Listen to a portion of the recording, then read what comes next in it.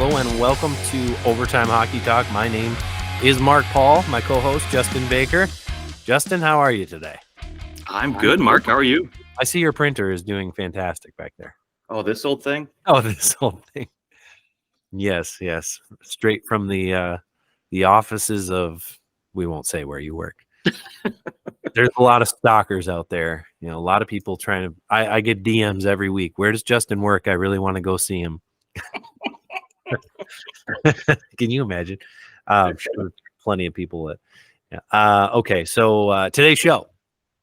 You know, we're rapidly approaching trade deadline. Like we are here, right? We're what? Two and a few weeks away. I think it's trade deadline's on a Friday, if I remember correctly. I think it's March the 8th. Yes, it is a Friday. So we're I guess we're 2 weeks and 3 days away from that trade deadline day. And, you know, I think there's been a few moves already. We've seen some Calgary Flames dealt, but a lot more left to go. And I think, you know, we want to just take 10 to 12 players that we kind of see as the most significant potential moves here at the deadline. And let's talk about where we think they're going to go, what's already out there as far as some rumors to what teams are interested in. We know, though, that, you know, there's certain teams that seem to be always involved in everything, and their names are just going to be on every single player. And obviously the Toronto Maple Leafs and the New York Rangers are not going to get 12 new players to populate their team. So we'll kind of give our thoughts on where they'll go and if they'll be traded at all. There's a few names on this list that I think, you know, could be their potential trade players, but maybe not. So why don't we start with Calgary Flames? They seem to be the hottest ticket out there right now. And, you know, they still have Tanev and Hanifin and Markstrom are probably the three biggest names that will get potentially moved by the Flames, at least two of those three. What do you think? Where are we going? Let's start with the easy one. Let's start with Tanev because he has the lowest salary of the three, $4.5 million. He's a 34-year-old. He does have a no trade clause, but it limits him to 10 teams. So, and he obviously doesn't have a problem playing in Canada as he's played for freaking every Canadian team. So, let's start with Tanev. Where are you thinking? Yeah, you said the easiest one, right? I think even though he might be the easiest salary to move, he's going to be the hardest to predict just because for me, he's a guy that I think every team could use, right? I mean, for one thing, he's a right-handed shot. Every team wants a right-handed defenseman, it seems, at trade deadline time. So, but I think you'll be happy to hear. For me, I think he's most likely going to end up with the Toronto Maple Leafs. I think all the rumors you hear, we've been hearing it for weeks now. I think that is the most likely destination and the one that makes, to me, the most sense. Yes, because, yeah, obviously the Leafs need D. Although, let's pull it back here. 4 games with no Morgan Rielly. The Leafs are 4-0. You know, 2 of those wins coming against the Blues. And it's, I mean, Austin Matthews has gone off. I think he has 8 goals in those 4 games or something like that. He's now up to 49 after today's little afternoon bout against the Blues. Scored number 49. So he's well on his way to definitely having a career year. And I would venture to guess that 70 goals is, I mean, it's very much in reach, and it is crazy to think that somebody could score 70 goals. Yeah, in this day and age, it's good to see. Boy, I don't think we've seen 70 since what? Brett Hull? Brett Hull, yeah. Yeah. He's the last one to do it. 70, Boy. 70, or he had 85 and 82 or something like that, right? Yeah, and Teemu Solani, I mean, those were the days. But and he was a minus 37 or something. No, actually, I think he was a plus, but it wasn't much of a plus. Yeah, I mean, when it comes to Tanev, I mean, I think what we know is they would like a first-round draft pick. And what we also know is the Leafs don't really have many of those on the horizon. So my guess is that they are going, okay, now Toronto does have their 2024. They didn't have what they didn't use their 2023. They traded their 2025. They have no second round picks until 2027. So, your 2024 first round pick, especially in a year where things are a little iffy. Like, I don't think we're in the conversation of like the Leafs are absolutely cup contenders. I don't think we're not. We could probably agree that could we see the Leafs getting to the finals if everything went really well for them? Sure. But are they better than the Panthers? No. Are they better than the Bruins? No. Are they better than Tampa? Yeah. I think that's they're third in that division.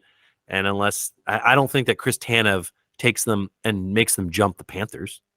No, not at all. But I still think this is a team that could seriously outscore opponents if they get into that kind of battle. And as long as they get some decent goaltending, and whether it's Martin Jones or Samsonov, as long as they get decent goaltending, and I think this team can just or Wall. I think that's ultimately the goal. Although Samsonov has been playing pretty well.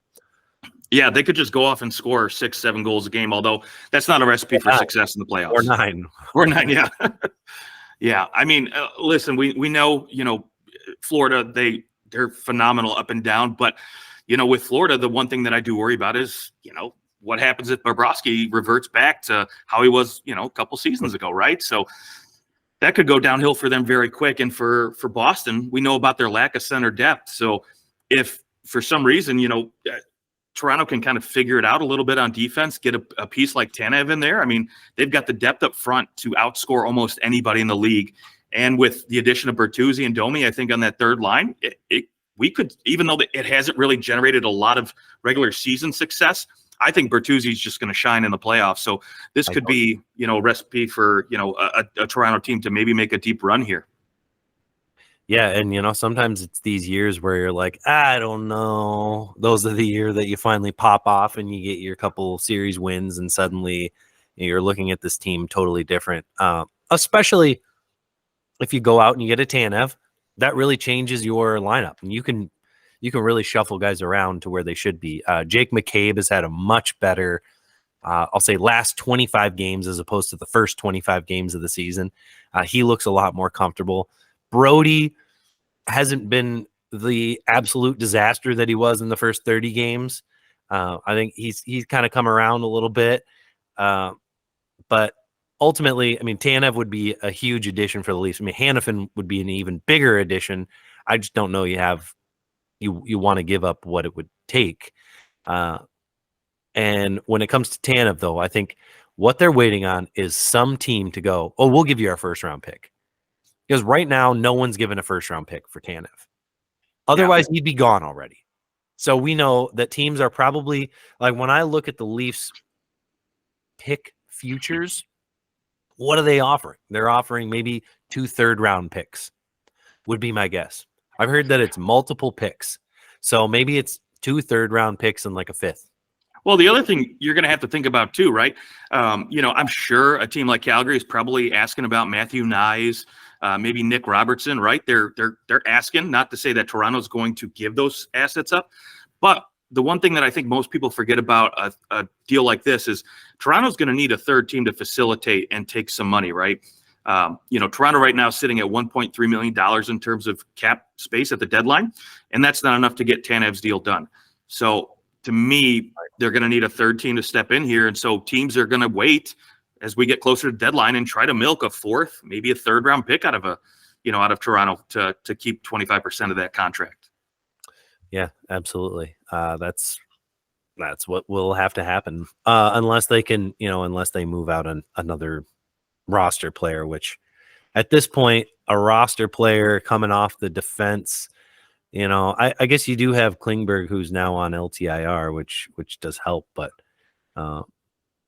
there's not really anybody that you're like, oh, well, we just got to deal that guy. Like there's nobody, there's nobody there who's really going to help other than, it's not like you want to deal a Connor Timmins, who has been, when he's healthy, he's been pretty decent, and he's only a 1.1 million cap hit. You don't want to give up somebody who's cheap and you've been able to kind of make them productive enough to where they're good value out of. Yeah. So that's going to be a tough place to come from. The ideal world is maybe don't sign Ryan Reeves to a 3-year, $1.3 million deal. But you could also bury him. At deadline time, you just go, hey, Ryan, we got to send you down to the minors so that we can recoup your money, and we'll call you back up in the playoffs. That's probably what you're going to do, right? Like he has not been good. He's been fine. Like at times, he provides that little bit of sandpaper that they need, but he's been very ineffective in general. So I think that's a likely move at the deadline. It's the only thing I can think of to get them an extra $1 million, and that would probably do it right there. Like that gets you pretty darn close if you're able to send him down, and all the better if somebody claims him. All the better. You love it if somebody's willing to claim him. Okay, all right. So Tanev maybe to the Leafs. Any other team that, let's say he doesn't go to Toronto, what team do you think might be willing to give up a first-round pick for Chris Tanev? Ooh, might be willing. Or even the fact that the Leafs don't even have a second-round pick, maybe somebody is willing to give up a second and a third. I could see a Dallas Star team potentially making a move. I think, they've been wanting to find themselves a right-handed shot defenseman because, let's face it, in an ideal world, you want, right, left on your D pairings. And so move Heiskanen back over to his natural side on the left, right? So if you can find a guy who can play top 4 minutes and give you that production, not necessarily from an offensive production standpoint, but that defensive production. So you don't have to rely on a guy like Ryan Suter to play 25 minutes a night. I think Dallas would be great. They'd be a good fit. I know Thomas Harley has been great this year, but again, he's not a guy that I think they want to rely upon on a top line, situation against the team's best, Connor McDavid's or, Jack Eichel's in the playoffs. So Dallas could be a team I could see step in and potentially give up some assets for this. And I love that because that would be a very Jim Nill move to make where everybody's talking about, oh, this guy's going to go to Toronto. This guy's going to go to plenty of teams that are maybe a little more like New Jersey, Florida. I've heard Tampa out there for Tanev. All those teams make sense, but it would be a very Dallas move to go, you know what, let's just go grab Chris Tanev and then go win the cup kind of thing. Yeah, it's and Jim Nill has just hit on seemingly everything lately. Look at that Matt Duchene signing, 55 points in 54 games. Dallas is just, they're sneaky good, and they have the sneaky ability to stay relevant for a much longer time than I think we thought they would. Like when they went to the finals in what was that, 2020? Mm-hmm. COVID year. That it kind of seemed like that might be their last, like that group was starting to age out, Sagan and Ben, and it was like their final thing, kind of like almost like Montreal a little bit was too, where it was, they're going all the way, like ruining guys the rest of their career just to play in the finals, i.e. Shea Weber. And the Dallas Stars they essentially rebuilt a brand new team without ever being bad and constantly being Stanley Cup contenders. And now they're probably better than they were that year. That's what drafting will do for you. Yeah. Fantastic. And honestly, if there's one hole that they have, it's that they don't have that super efficient defenseman that just does everything really well. And you can put anyone with them and they're going to do great. It's not like Ryan Suter could be that, maybe was that guy at one point. I don't know that he's that guy anymore. You got to protect him a little bit more. I just think Chris Tanev, you're right. I haven't heard Dallas anywhere near Chris Tanev, but I think that it's a fantastic observation. And it wouldn't surprise me. Like we go to deadline day and all of a sudden Tanev's a Dallas Star and we go, well, of course. It made perfect sense. And they do have, they've got their first and second round pick this year, no third or fourth, but they've got picks in the high rounds. So, maybe that's a second and a third from Dallas. And maybe you just, or Dallas has somebody else that you like who you can build around. So yeah, I like that move. Let's go to stay with the Calgary Flames. Let's go Noah Hannafin, because that's obviously a much bigger move, but a very important player. UFA at the end of the year. Not much difference in terms of salary this year in terms of the cap hit, 4.95, but in terms of the haul, you're going to get a whole lot more for Noah Hannafin, and I don't know that you're making that move without having an extension in place. Yeah, I agree with you 100%, and that's why I think Detroit's the team to beat for this defenseman right now. Okay, tell me why. I think it's time for Yzerman to say, you know what, this is your year. I believe in you guys. We're taking that next step, right? And the one thing I think Detroit has lacked, they obviously can score goals, right? They're top 10 in the league as far as goal scoring is concerned, but they have Mo Seider, but they don't have that true top defensive or even top 4 left-handed shot defenseman. Gostisbehere has been great on the power play, but he's a guy you're not rolling out there in your top 4 on even strength, right? They've got Simon Edvinsson coming, but maybe you bring in a guy like Hannafin so you don't have to rush him. You can still put him on your third pairing or put him on your second pairing and let Hannafin and Mo Seider take a bulk of the minutes. And so, Detroit has been bad for a while, so they've got a lot of prospects in the cupboard. So you could dangle out a guy like, Marco Kasper, who, I think, Calgary would love to get a guy who could potentially be a number 2 center for them, maybe next year or even the year after that. So, and then they've got draft picks. So now you could throw, a 2025 first in with that, and maybe even go as far as throw a guy like Robbie Fabry in there, right? A guy who just for whatever reason has been good in Detroit, but not great. So he just never seems to find his spot in the lineup. So it'd be an easy guy to just jettison. And Calgary, I think, would be more than willing to take on that kind of money and a guy who they could flip next year for even more assets. Yeah. And you're right. Detroit has the picks, and I think Marco Kasper would probably be a guy that they would push to get. I don't know that Yzerman's willing to give him up.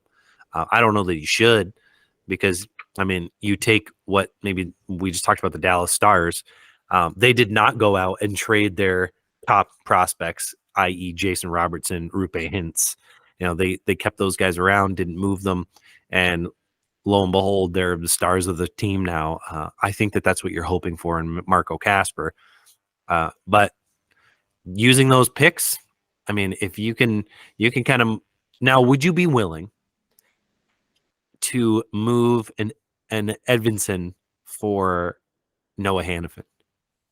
No, maybe not a 1-for-1, but like Edvinsson and a second-round pick or something like that for Noah Hannafin. If Hannafin signed for the next 8 years.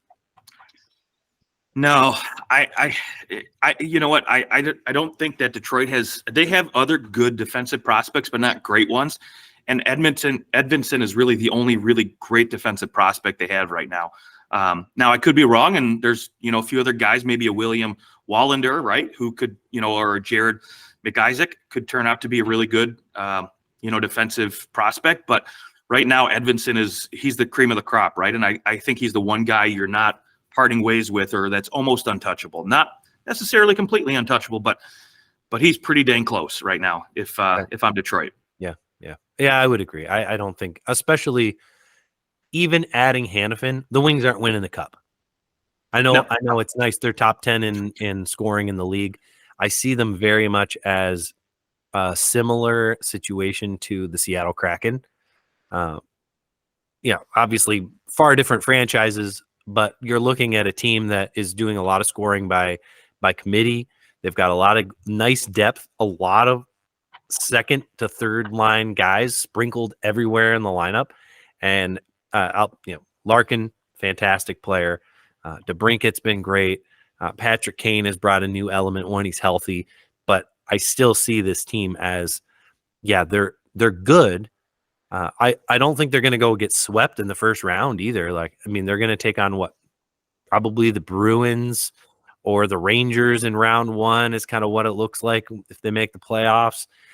And do I see them beating them? No, but I don't see them getting swept. I could see like a 6-game series and maybe them putting a 5 spot up on one of those teams in one of those games. So I don't think that they're in a bad spot. I just don't think that they're ready to take that huge leap and go win a series quite yet against those teams. No, I agree. And that's why if you're bringing in a guy like Hannafin, right, you want to sign and trade. You want him extended because he is going to be a guy, again, that you want to build around for, that defensive core the next few years.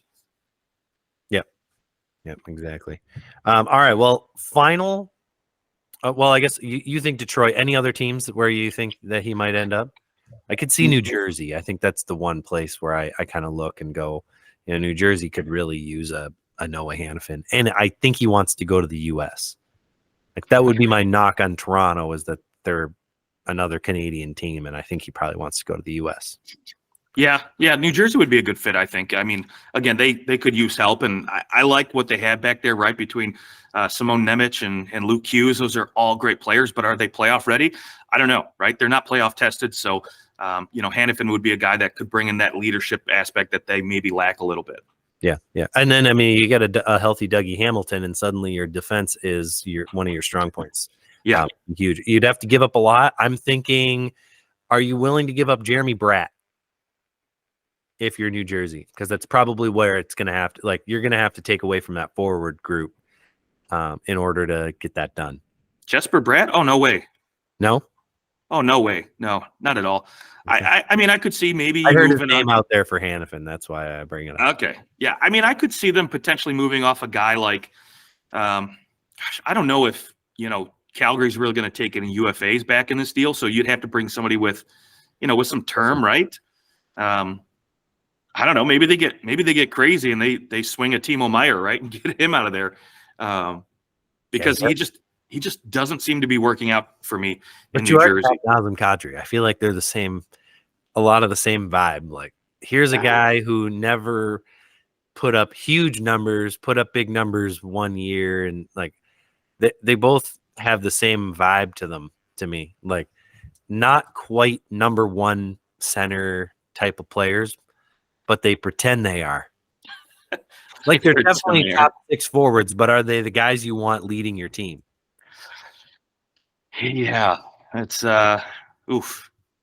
Yeah, we'll see. Yeah. Okay, last Calgary Flame. Markstrom, do you think he gets moved at the deadline? I do. I think Jersey is all but set for this one, in my opinion. I think they had a deal in place. They asked Markstrom to waive his no trade clause, and he did, and apparently the deal fell through. Now, I don't know, specific what details were in that, what pieces were going back and forth, but I got to think they figure out a way to get this worked out, because to me, yes, it would be nice if Nico Dawes comes up and is a nice little story, but I'm not counting on any of their goaltenders right now to carry them through the playoffs. And with what you have right now as far as talent up front and on the back end, and with a healthy Hamilton, you got to do something with that goaltending, in my opinion. He would be huge, and it would be it wouldn't be the first time that the Devils have made a move with the Flames. They did this last offseason. So, and the Devils just seem to get their goalies from Western Canada. So, I don't know. Corey Schneider came from the Canucks, and that's would be a little trend there. Okay, the Flames. I think we'll see probably guys move before sooner than later. Just they got to get this done and over with. Like, time to call this good. That little stretch where it was like, oh hey, maybe they can make the playoffs, is like, guys, they're not going to make the playoffs. This is one of those hey, all the pressure's off. Let's just go have fun. And they had fun for a little bit. And you can't play like that forever. And they're not going to make the playoffs. Time to move on and rebuild here in Calgary, like you already started to do. So Tarasenko with the Ottawa Senators, looks like he's moving on. What's a good fit for Tarasenko? I'll tell you what, I actually considered the Blues for a minute, because they're kind of heating up a little bit, but I think the ideal pick for him would be to see him in the Carolina Hurricanes uniform. I really like the possibility of a Russian first line with Svechnikov and Tarasenko, with Aho centering that line. I think that would just be so much fun to watch, in my opinion. Yeah, you get some hands with the speed. Tarasenko wouldn't have to be. He doesn't have to play the speed game at all. He kind of go into the corners, and he can be that guy who posts up in front of the net like he does and uses his hands. Yep. Good work. Yep, I like it. And the thing is, too, is, again, Tarasenko's got a no trade clause, so he picks where he wants to go. But I think you could probably get it done with a future first and maybe a mid to late round pick here. Yeah, and I don't know that it takes much more than a first round pick. I mean, if he gets a first round pick at all. Yeah, I think, as they get closer to the deadline, I think because, again, he's controlling the cards, that could hurt, Ottawa's negotiating power, right, where he wants to go if they want to get anything back from him. So you could potentially see like a second and third round pick, maybe make it, getting moved for a guy like Tarasenko. But, I mean, I think, again, Ottawa doesn't have to do anything. Full no trade clause, right? Like, yeah. Ottawa doesn't have to do anything, though. So maybe they just go to him and say, hey, we'll move you where you want to go, but you've got to let us try to squeeze something out of you, right? So I don't know. Yeah. Probably my guess. I mean, $5 million, you're gonna have to hold on to 2.5 of that. So, and Carolina could make it work even with the full $5 million if they wanted to. Yes, that is true. So that's even less assets they have to give up. But you're likely, if you're Carolina and you're trading for Tarasenko, it's probably not your only move. And you're probably making. They're going to look at a goaltender, I think, too, but we'll see. But, yeah, Tarasenko, I think you're probably in the like 2 second-round picks. I don't know. If it's me, I don't know that I'm trading a first-round pick for Tarasenko. I really don't. I don't think I'm giving up that. Even if it's 32nd overall, I don't want to give up my. Well, if I win the cup, it's okay. But 30th overall, I just don't think that he's worth giving that up for where he's going to have to slot in your lineup. Like, you look at good teams and you're like, all right, well, what's this going to do? Like, is he really going to play on the top line? Like, yes, it'd be cool, and all Russian first line in Carolina, but is that really where he's going to end up? We don't know. What happens if he ends up on your third line? Are you willing to give up a first round pick for a third liner? Who can hop on the power play? I don't know that I am. Like, I would rather use that first round pick and try and honestly, I'd rather have Tanev than for a first round pick than Tarasenko for a first round pick. I don't disagree with you there at all. I guess it just really comes down to, again, what teams can afford to bring on that cap hit, or who's willing to give up that first round pick, right? I mean, is some team going to get desperate enough? Because there are some, we'll talk about a few of them. There's a few wingers out there that still can produce and score a few goals. But maybe everybody's waiting, right, for maybe like a guy like Jake Gensel or even Jordan Eberle, right, to get moved first before they really pull the trigger on a Tarasenko. Yeah, the Tarasenko is maybe that like B level forward or even C level forward, as opposed to, you're right, like a Jordan Eberle, Jake Gensel. I mean, obviously Jake Gensel, if you can trade for Gensel and sign him to an extension, I mean, that's the money maker right there. That's if you have Hannafin on defense, you've got Gensel on forward. Yeah.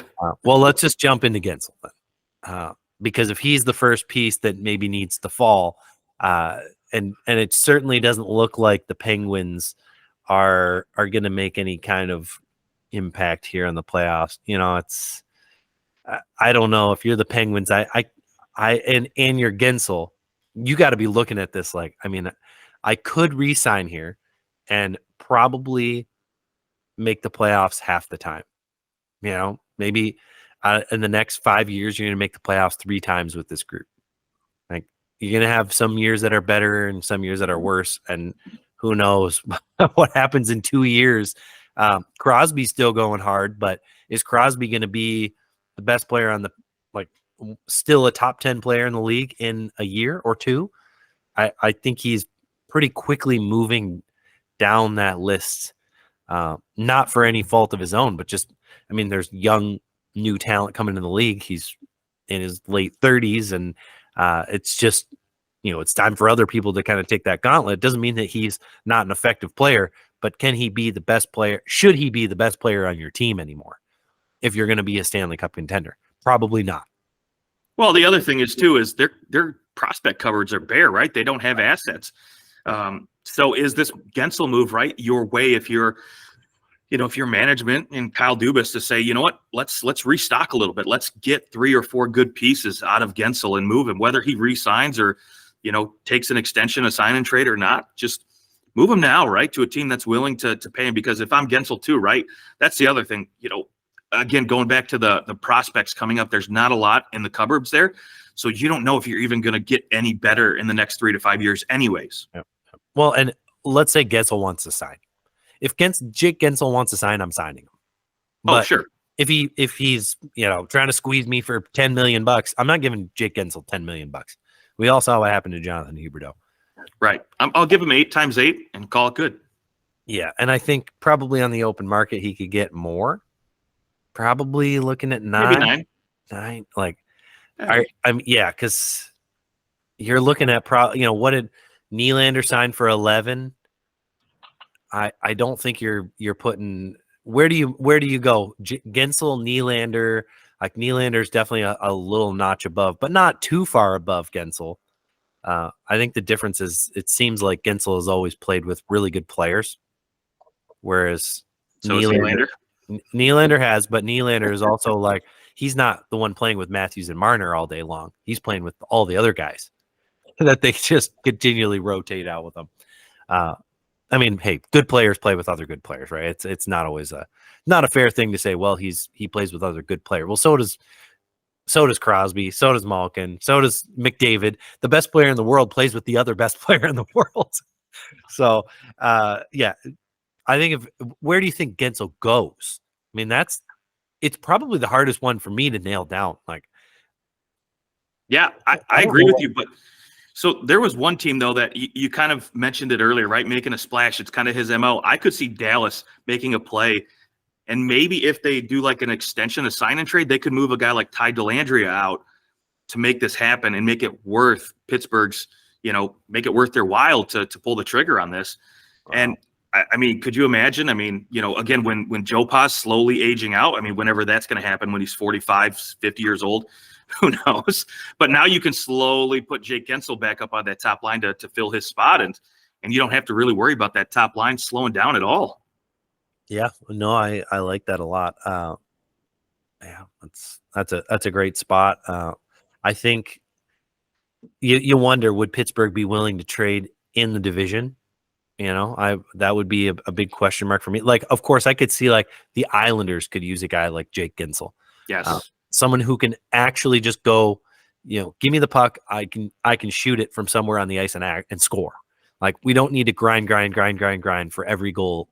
Jake Gensel can actually just score because he has a great shot.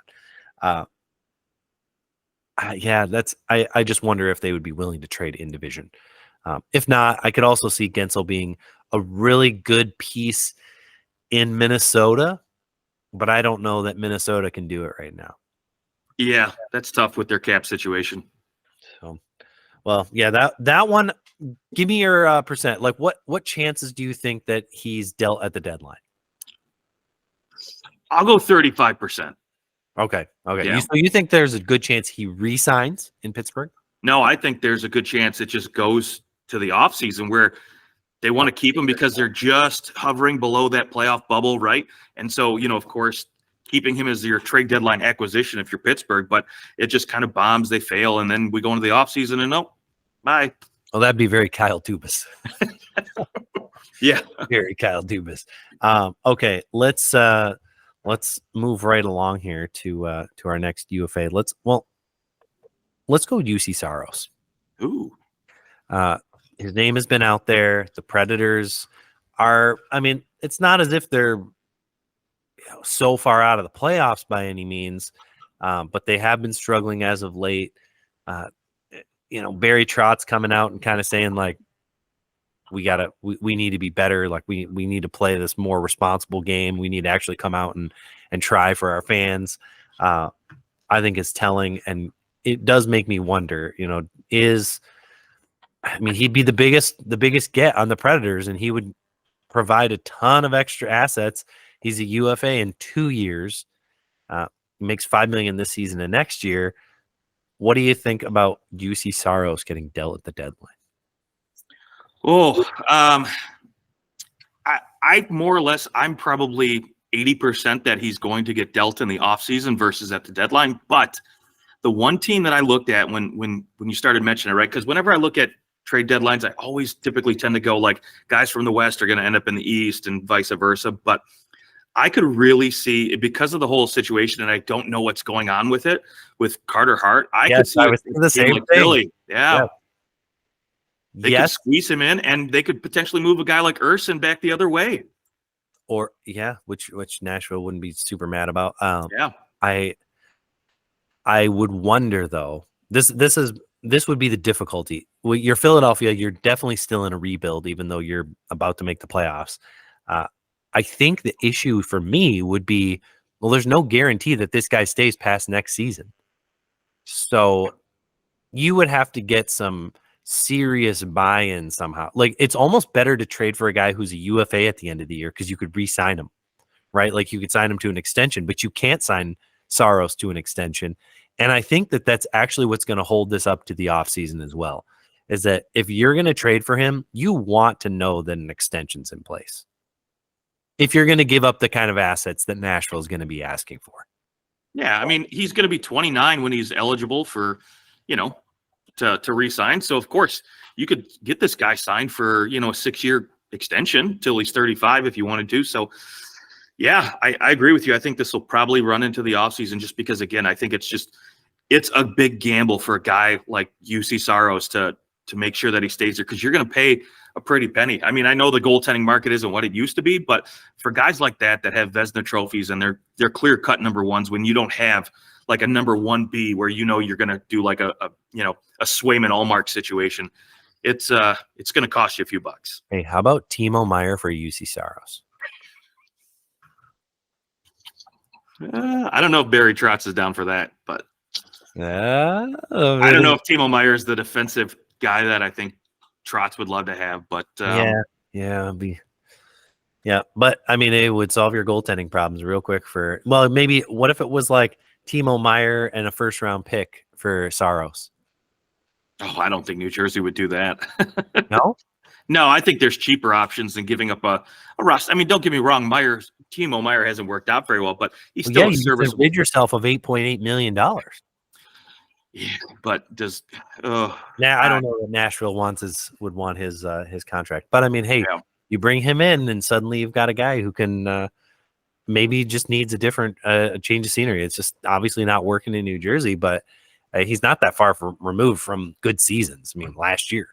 So it'd be an interesting thought. Although I could see a little bit of backlash because he just signed an 8-year deal, and then to try and go and flip the guy is sort of rude. It's a little rude. Like you're not even going to give me 1 year to get my bearings and figure out myself here. Like I don't know. Yeah, like do you want to give up on a Timo Meier that quickly? Would be the other side of it. But hey, for UC Saros, if the Devils had UC Saros, suddenly they're a different team. They're a much different team. It's funny that last year they made the playoffs and their goaltending was good, and we all went, "Oh, see, they're good," and then their goaltending was bad again. So either they have bad goaltending or there's something really wrong with their system because their goalies can't seem to play well in front of this team or behind this team. Just a thought. Speaking of the Devils, a former Devil, Adam Henrique, where do you think he's going? On the Anaheim Ducks, of course. Oh, I see Colorado overpaying for a guy like this just because they need a second-line center so badly. I mean, Ryan Johansson, I think 2 games ago, got bumped all the way down to the 4th line. So that tells you how much or how well it's working out in Colorado for him right now. So they need somebody to man that second-line center position. They can't find it. And really, because the center market is so bare, they're going to overpay. They're going to at least give up a first-rounder for Adam Henrique. Oh, sorry about that. Yes. I think you might be able to get away with a 2nd-round pick for Henrique because I don't know that anyone else out there is asking. Like, is anyone else out there saying, let's give up a 1st-round pick for Adam Henrique? I don't think so. I don't know if they're willing to give it up, but if you want Adam Henrique, because he is a guy who can play all 4 positions, he's so good offensively. I mean, not so good offensively, but he's so good defensively and good offensively. He's very good at draws. He's a Swiss Army knife that I think a lot of teams are going to covet, especially guys or teams like maybe Minnesota. You could even see, it wouldn't shock me to see if Tampa Bay or Vegas are in on a guy like him too. But so it might end up being like a bidding war for a guy again, because that center market is so bare. Interesting. Yeah. I guess if it's me, I'm willing to give up a couple 3rd-round picks for Henrique. That's probably where I stop. And if I'm Colorado, I know Colorado needs help at the center position. Man, it's hard for me to look at Colorado and see a team that's going to win the cup this year. I don't know. Tough. I don't like go and trade for Adam Henrique. Are they all of a sudden cup contenders? I don't think so. I think Colorado, they'll make moves. I think the moves that they need to make are going to be much more future moves than a move right now. Actually, so here's the thing, though. They potentially could get Landeskog back in the second round. Say you get Nichushkin back at some point, right, too. All of a sudden, you get 2 top 6 guys. You bring in Adam Henrique. You figure out your second-line center spot. Now this team doesn't look so bad with that defense, and maybe if Georgiev can figure it out. Okay. All right. Yeah, they just got to get to the second round. You just got to just got to beat what it's either going to be Dallas or Winnipeg or that's going to be the tough part. You got to beat Hellebuck. And that's not going to be an easy task. Okay. Let's see. Where else can we go? Let's do Jordan Eberle. As we'll do a couple more. Jordan Eberle, the Seattle Kraken. He's one of the many OGs for the Kraken there, and in the expansion draft, he has $5.5 million cap hit, and he's a UFA at the end of the year. He does have a no trade clause. He submits a 16-team no trade clause, so that's a pretty sizable. I mean, half the league. Where do you think Jordan Eberle ends up? I think he's going home to Edmonton. Honestly, okay. Yeah, I mean, don't get me wrong. Corey Perry's been a great story, a good signing, but he's not a top line guy, right? I don't want him riding, right side with Leon Draisaitl and McDavid. I want him on that third line with, Warren Foegele or, Matthias Janmark, Sam Gagner, Dylan Holloway. I want him in that bottom 6, right? Because that's where he is most valuable, in my opinion, is to provide that depth scoring where you chip in once every, 2 or 3 games. You get that just timely goal like he did in Tampa. That's where I want him. And I would love to see a guy like Eberle on that top line. He can still skate. He's responsible defensively, and he can still move the puck and shoot. So, I mean, he's due for a raise, so he's not getting extended or he's not going to be there, longer than the season. But I think, he's familiar with the city. He's familiar with the town. It would be a great story. I think they would love to have him back. And I don't think it's going to cost more than, maybe a second-round pick and, maybe a late-round pick with it. Yeah, I think it would be really Jordan Eberle is one of those moves that any team that's going to walk into the playoff that needs any kind of forward depth should be looking at. It's really the only number that's going to be scary is even half his number is still $2.75 million, right, which is a lot for many of these teams to fit under the cap. So you're almost certainly talking about a second team, which still only is going to bring it down to just under 1.4. Which I know it doesn't sound like a lot, but there's a lot of teams that even that is pushing it, especially if they're going to go out and grab a defenseman, which it seems like any team that's going to contend for the cup always goes out and trades for one defenseman. You just gotta build the cupboards a little more for the defenseman walking into the playoffs because someone's getting hurt. But Jordan Eberle would be a great pickup for any team, and I think you're right. I think you're probably in and around a third, maybe a second round pick. Toss in a 5th to sweeten the deal. But granted, you're going to have to give up that 5th round pick to someone else to take that extra money as well. So I would like the move. I think there's a lot of teams that could use Eberle, the New York Islanders included, which was the team that he left. I don't know if he, is he willing to go back to New York? I would guess that he would be. He had kind of revitalized his career there in New York. So wouldn't be the worst place either for him. Let's do one more. You want to do what? Anthony Duclair? Let's do it. Okay, Anthony Duclair.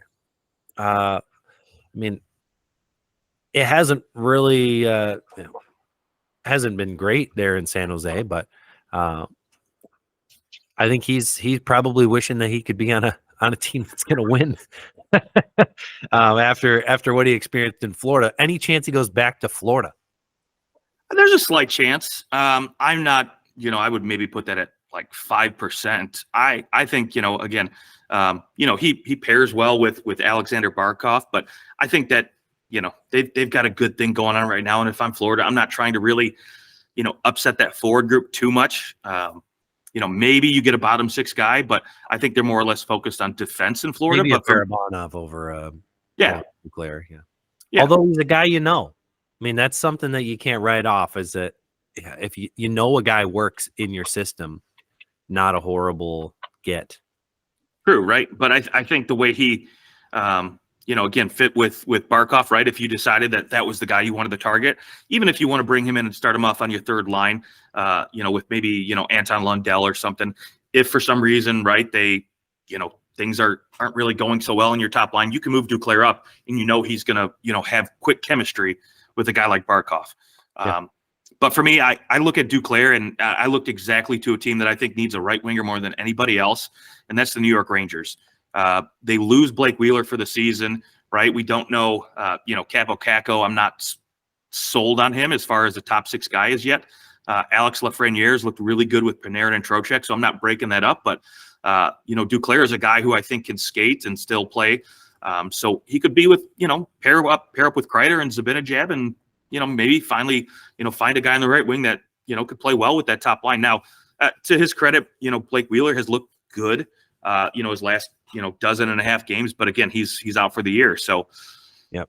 I don't know if his injury is going to let him come back this, playoff, but I think they have to find something now instead of waiting on it, because a team like Carolina, for example, is going to start creeping up on you pretty quick. Yep. And not to mention, like, New Jersey's getting healthy again. Like there's some movement happening, and the Rangers, I won't say the Rangers are fortunate to be where they are, because I think they're probably right around where they should be. I think we thought that they would be one of the top two teams in the division, but there are definitely some teams getting healthy in the Metro. So they probably, and other teams that will make moves at the deadline. One more name, because I think that he might be the sneakiest name of them all and might make the biggest difference at deadline for forwards, and that is Vatrano, Frankie Vatrano, Ducks. He's been scoring real well this year on a garbage dumpster fire team. When you talk about the Rangers, there's one more winger. Yep. You can't get Duclair. I mean, there's the upside is that there's several of these guys that you could go out and grab, and it would probably be a good fit. So that should drive the cost down a little bit. But I think thing I like about Vatrano is he is one of those guys who can just score from anywhere. Like, he has the puck, he's got the shot to do it. He's one of the few guys who I'd say is like, he's more of that like specialty middle six type of player. You can play on the third line, you can bump him up and have him play kind of up in your top six, but he really can score from anywhere. And it just takes one shot from him. He's got an elite level shot. And sometimes in the playoffs, that's what you need to win. You get a guy who can just rip one and he scores a few like that. And that's what helps you move on. So Frank Vatrano, any idea where you think he might go? Yeah, Rangers could be a good fit. I could also see him going back to Florida, right? He spent 5 years there before getting dealt to the Rangers in 21-22. But outside of those two teams, I mean, maybe the New York Islanders, right, take a stab at him. But the nice thing is he's signed for another year, right, at 3.6. So if you get a guy who could put up 50 points, 25 goals for $3.6 million, there's a lot of teams that could, pull a trigger on a guy like this. Yeah. Yeah, and I think when it comes to Vatrano, because he signed into next year, you may be willing to shuffle out a roster player who's not working for you and bring him in, which, not that New York is going to go and give up Capo Caco for Vatrano alone, but maybe there's a Adam Henrique and Vatrano for Capo Caco, and you can bring those two guys in. They're hungry and they provide you with a ton of depth, and you can kind of wash your hand. Maybe you need Anaheim throws in a draft pick as well, but if Anaheim walks away and has a guy who's a former second overall pick and maybe a revitalization project, you might be talking about a match made in heaven. Yeah, I'll tell you what, if I'm a team and I can fit them under the cap, and Anaheim, again, they've got pieces to move, but Silverberg would be another really good name. I think he's so good at both ends of the ice. Even though he's not producing offensively, I think he would be somebody else I would take a little peek at too, even though, again, it's kind of pricey as far as big money. Yeah, you have to get that money knocked off twice for sure. Yeah. But it's doable. Yeah, for a third round pick and for a guy who can kill penalties. If you're a team that's looking for somebody who can kill penalties, he's in that conversation. All right. Well, trade deadline's coming up in 2.5 weeks, so we'll keep on hitting the pavement, finding out more about what's going on with these trades. And as they come out, we'll analyze those as well. You can find us on Twitter at OT Hockey Talk. Justin, any final thoughts? Nope. All right. Thanks to our listeners for listening, and we will chat with you soon.